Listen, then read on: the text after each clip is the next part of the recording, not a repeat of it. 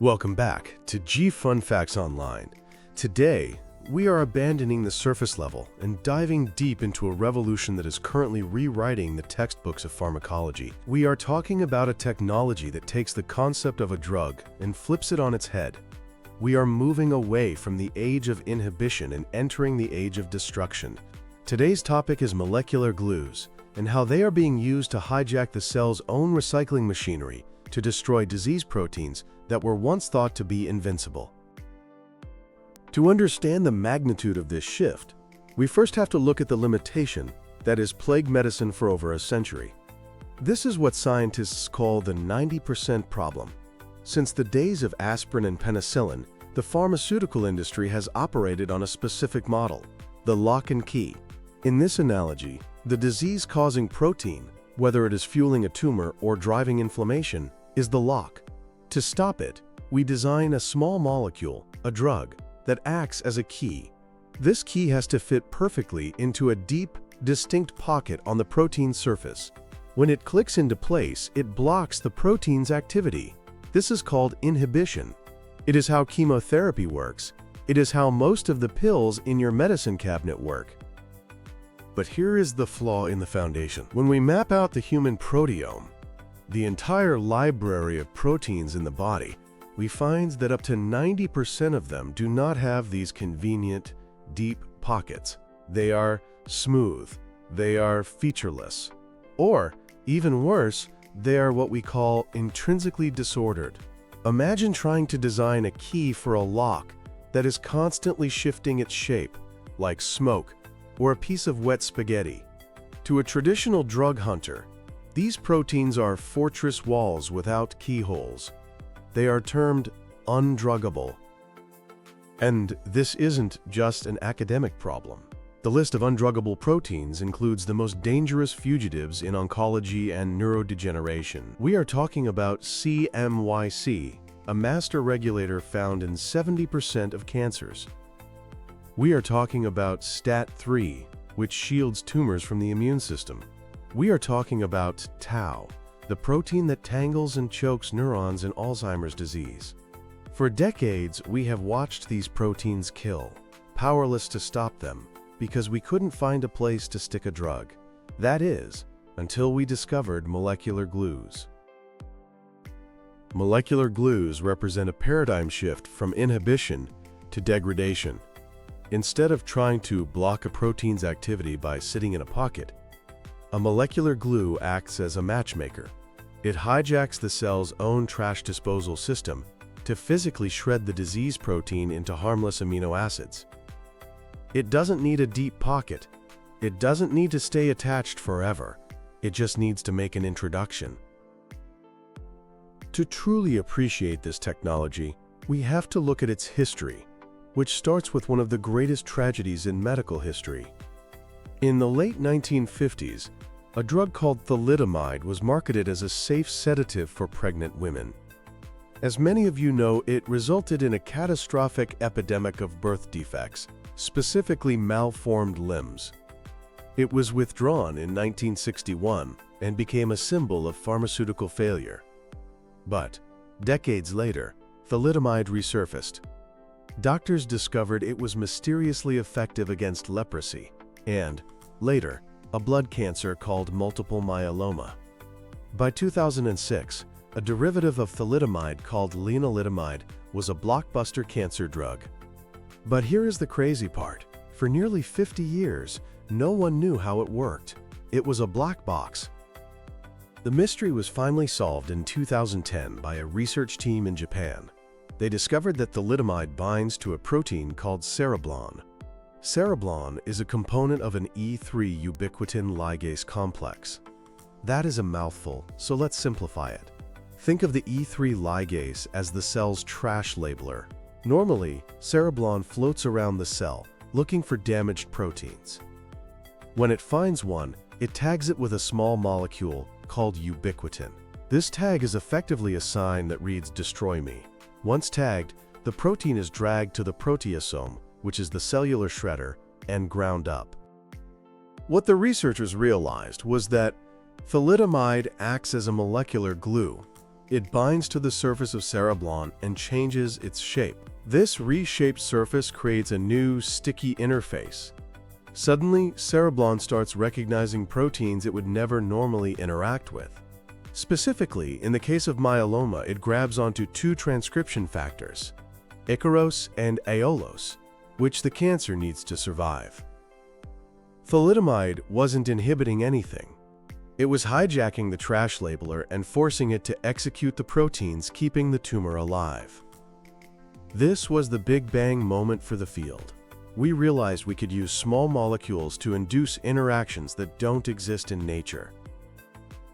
Now, you might have heard of another technology called PROTACs, or proteolysis targeting chimeras.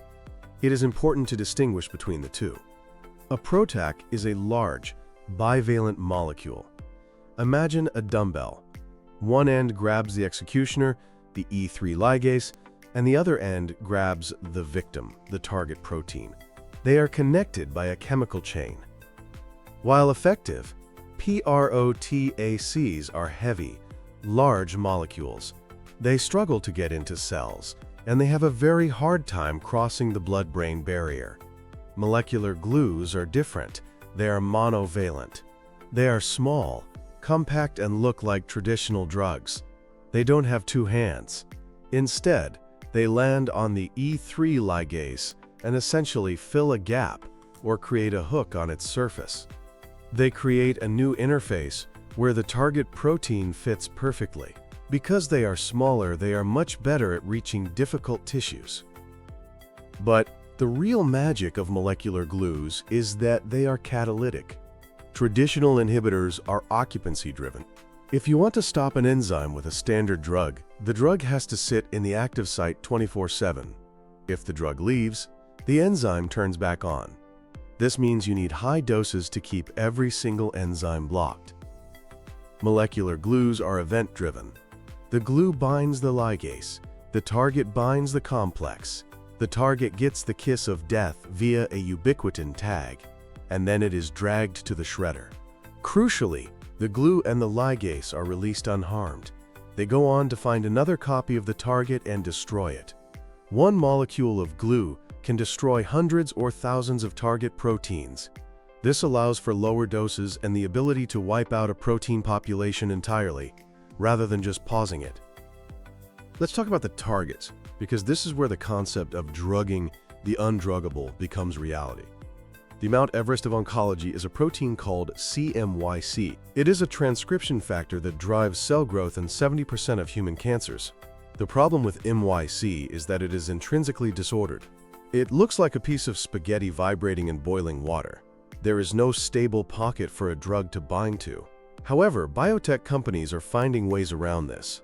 For example, Monte Rosa Therapeutics developed a glue that doesn't bind MYC directly. Instead, it targets a protein called GSPT1, which is essential for protein synthesis. MYC-driven cancers are addicted to protein synthesis. They run their factories at 110%. By gluing GSPT1 to the ligase cereblon and degrading it, the drug cuts the supply lines. The MYC-driven cells collapse from stress, while normal cells survive. This is a concept called synthetic lethality, achieved via a molecular glue. Then there is KRAS. For 40 years, KRAS was deemed undruggable because it is a smooth, greasy sphere with an incredibly tight grip on its fuel source. While we recently developed some inhibitors for specific mutations, they only work on the inactive state of the protein. Glues offer a way to degrade all forms of mutant KRAS, regardless of whether they are active or inactive, potentially preventing the resistance that plagues current treatments. So how do we find these glues? In the past, it was luck. Thalidomide was an accident. But today, we use rational design. We are seeing the convergence of high-powered computing and biology. Companies are using geometric deep learning to map the surface of thousands of proteins. They are scanning the human proteome for degrons. A degron is a structural motif that would fit into an E3 ligase if a specific glue molecule were present.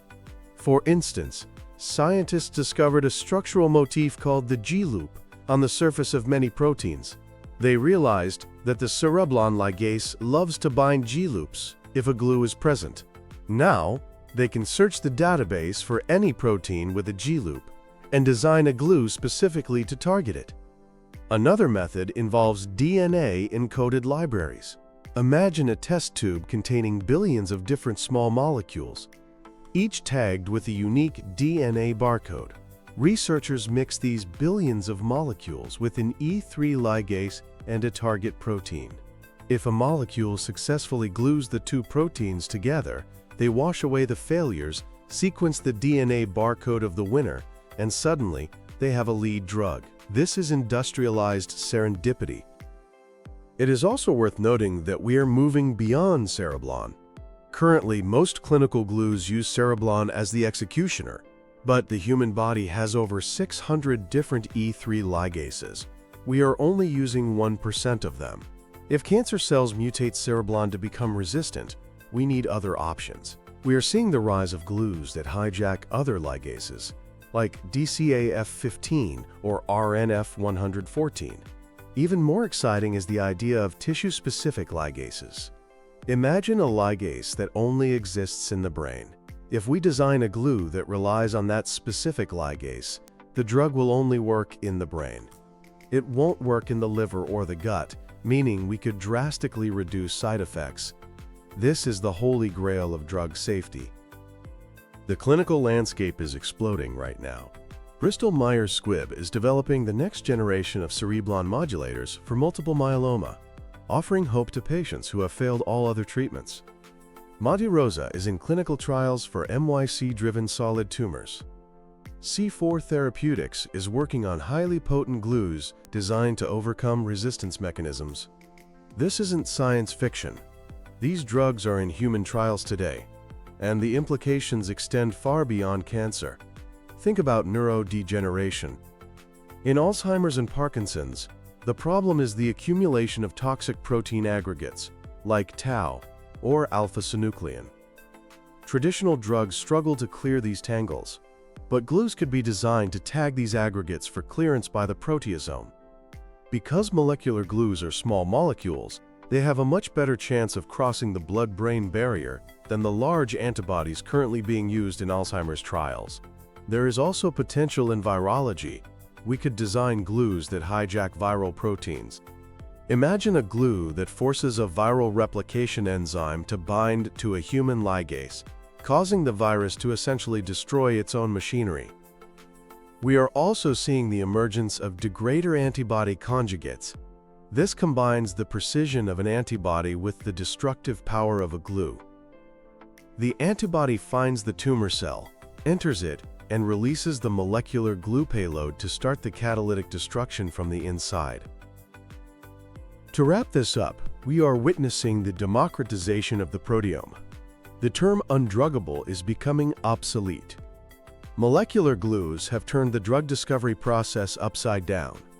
We are no longer looking for locks that happen to fit our keys. We are becoming architects, remodeling the surface of life's machinery to suit our needs. From the tragic lessons of thalidomide, we have forged a weapon that can reach into the most protected corners of the cell and remove the root causes of disease. The era of inhibition is ending. The era of degradation has begun. That is it for today's deep dive on G Fun Facts Online. Thanks for listening.